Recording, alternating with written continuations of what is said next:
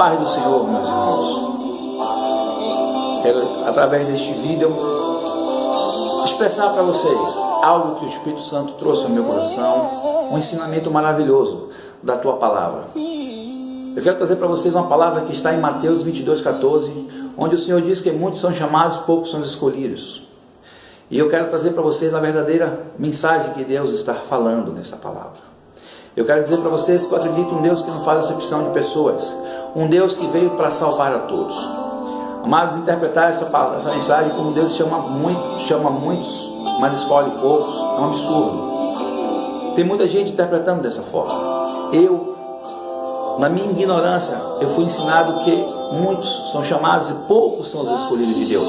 Como se houvesse uma predestinação, onde Deus chamasse alguns, já fossem predestinados à salvação, e outros já fossem direcionados, nascidos para a destruição. Eu quero dizer para vocês que isso é um absurdo. A palavra do Senhor nos diz que Deus ele veio para todos. A salvação era para todos os homens. E eu quero falar para vocês alguns versículos que estão na Bíblia que vão nos dar a realidade dessa palavra. Em Romanos 1,6 diz que entre as quais são também vós chamados para ser de Jesus Cristo. Em Tito 2,11 nos diz porque a graça de Deus se há manifestado, trazendo salvação a todos os homens. E sendo ele consumado, veio a ser a causa da eterna salvação para todos os que lhe obedecem. Hebreus 5,9. Creio que com esses versículos eu consegui provar para vocês que Jesus ele veio para salvar todos os homens. Pensar que Jesus, interpretar que Jesus veio chamar muitos, poucos, mas poucos escolhidos, é uma forma grotesca, errada nas Escrituras. Mas, amados, eu quero explicar para vocês o que é ser chamados e o que é ser escolhido. Que Deus está falando, quem são os chamados e quem são os escolhidos de Deus. O conhecimento da verdade nos traz a certeza de que para estarmos no pequeno grupo daqueles escolhidos, na vida do Senhor Jesus, não basta eu ser membro de uma igreja, eu ser membro de uma congregação, ou eu contribuir financeiramente com ela, ou eu apenas absorver a palavra literária, a Bíblia. É muito mais do que isso, amados. É indispensável absorver, reter a mensagem da cruz, para que ela possa trazer em nossos corações o verdadeiro arrependimento, a verdadeira metanoia, a conversão verdadeira, e assim acrescentar a fé. Isso sim é o que Deus quer para nós. A palavra do Senhor diz, a palavra do Senhor, Jesus ele nos adverte ao homem que para herdar a vida eterna é necessário entrar pela porta estreita, porque larga é a porta, espaçoso é o caminho que conduz à perdição, e são muitos a que entram por ela. Mas estreita é a porta e apertado é o caminho que conduz à vida eterna, e poucos são os que acham. Isso, amados, isso quer dizer que muitos são chamados e poucos são escolhidos. Quando Jesus estava ali falando, ele estava falando para os príncipes dos sacerdotes e para os fariseus, que muitos são chamados e poucos são os escolhidos. Mas aí podemos questionar, mas o Senhor não veio para todos? E em Atos 10:34 diz que o Senhor não faz acepção de pessoas. Em João 3,16, Jesus disse que Deus amou o mundo de tal maneira que mandou o seu Filho unigênito, para todo aquele que nele crer não pereça, mas tenha a vida eterna. Amados, para entendermos porque poucos são escolhidos, precisamos refletir, meditar na sua palavra. E eu quero trazer para você uma palavra muito importante. Ela fica em Mateus 7:21, onde ele diz que nem todos aqueles que dirão Senhor, Senhor, herdará o reino dos céus, mas aquele que faz a vontade do meu Pai que está nos céus. Eu quero repetir esse versículo para você. É em Mateus 7:21. Ele diz, nem todo aquele que dirá Senhor, Senhor, herdará o reino dos céus, mas aquele que fizer a vontade do meu Pai que está nos céus. Aí podemos ver que nós agora temos um indicativo. Jesus ele está nos indicando um caminho verdadeiro para a salvação. E ele existe duas etapas, duas fases. Que primeiro é ouvir a voz do Senhor Jesus em relação ao seu chamado. E segundo é fazer a vontade de Deus Pai que está nos céus.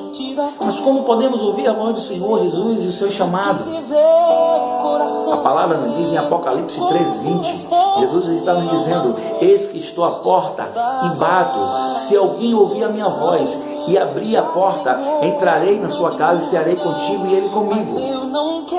Se verdadeiramente crer no Senhor Jesus como único Senhor e Salvador da sua vida, será salvo tu e tua casa. Isso é ouvir a voz do Senhor, através do teu Espírito Santo. Porque, irmãos, é através do Espírito Santo que ele realiza um trabalho íntimo na alma humana. É o Espírito Santo de Deus que traz o desejo, que traz o desejo de santificação. É ele que nutre esse desejo em nós.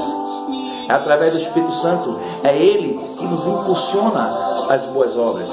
É ele que nos impulsiona a verdade. É ele que implanta essa vontade em nós. A palavra nos diz que convence o homem do pecado é o Espírito Santo de Deus. A partir do momento que você compreende e entende o projeto de Deus na sua vida, o Espírito Santo ele começa a agir, ele começa a preparar, ele começa a moldar a sua vida naquilo que ele projetou e planejou para ti.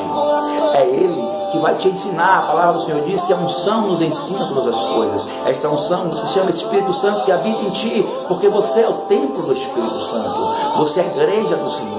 Ele está em ti.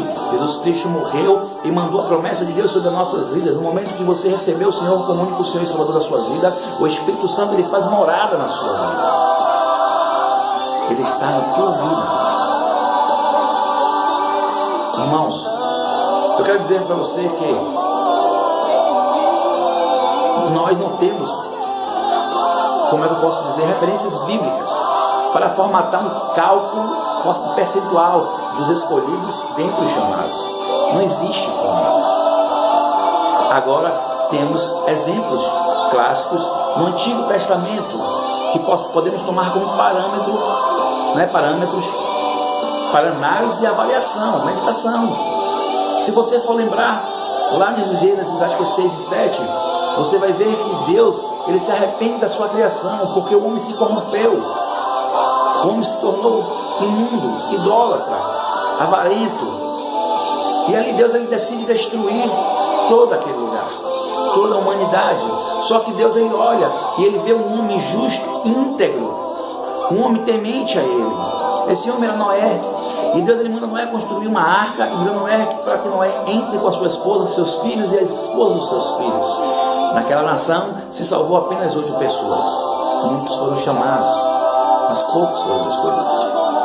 Se você for olhar o Senhor, o clamor do pecado de Sodoma e Gomorra sobe até Deus e Deus decide destruir aquela cidade, destruir aquele lugar.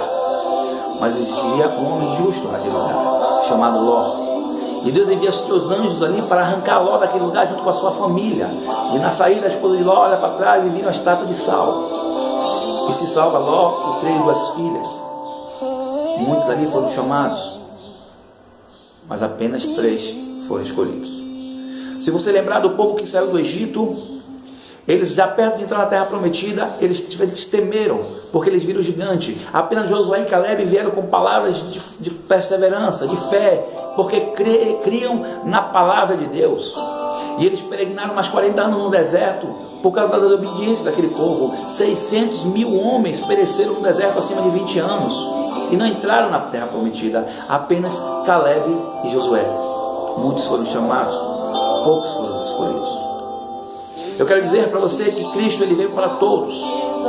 Ele chamou a todos.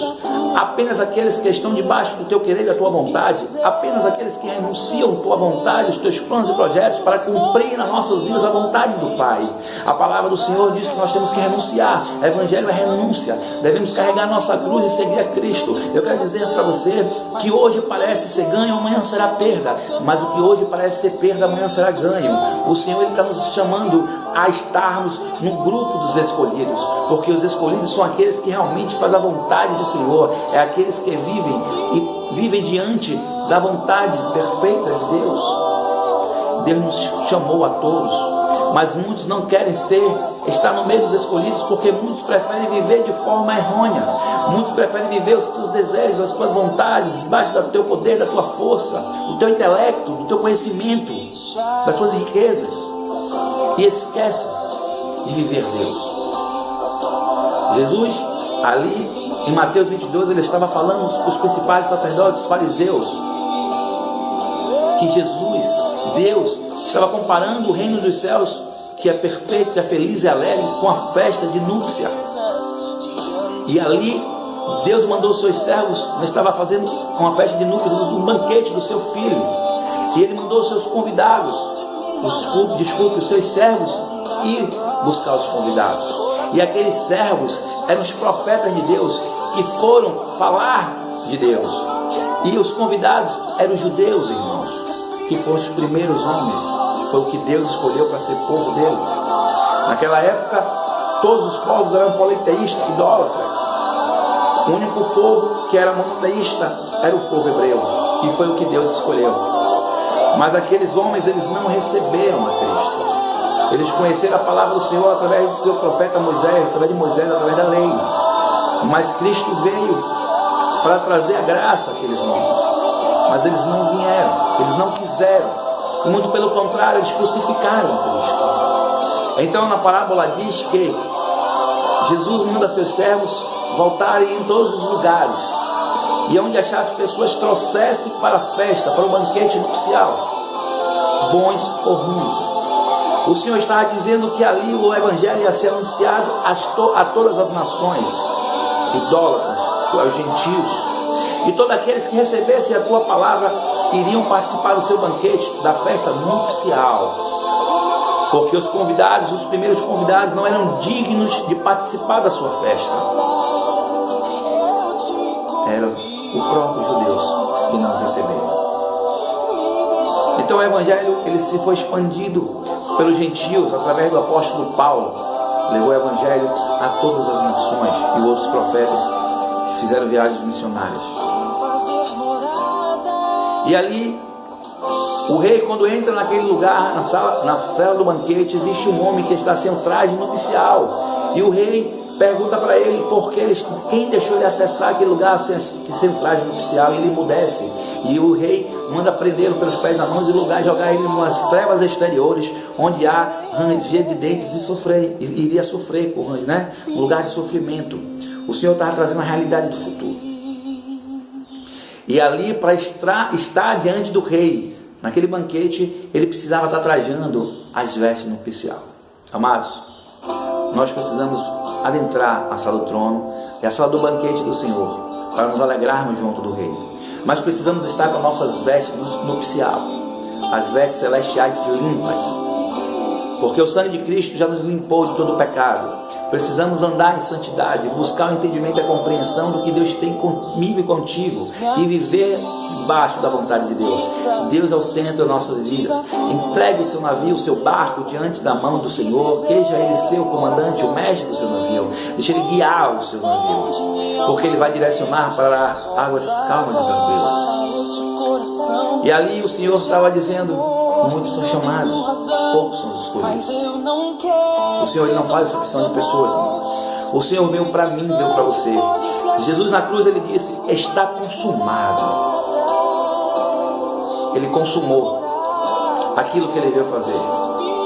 Ele veio morrer pela humanidade, para que nós pudéssemos receber a salvação. E aquele que crê e for batizado receberá a vida eterna. Se você crê, você será salvo.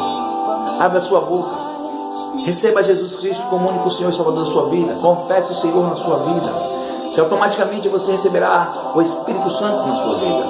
E Ele, a partir deste momento, irá direcioná-lo ao desejo, ao plano, ao projeto perfeito de Deus em ti. Em nome de Jesus, eu espero que eu tenha esclarecido essa palavra ao coração dos irmãos. Você foi chamado por Deus. Esteja no grupo dos escolhidos, através da santificação, através da obediência a Deus. Seja fiel ao seu Deus, seja fiel ao Deus, ao grande eu sou, seja fiel a Jesus Cristo de Nazaré. peça a compreensão, peça a direção, peça o entendimento, a instrução.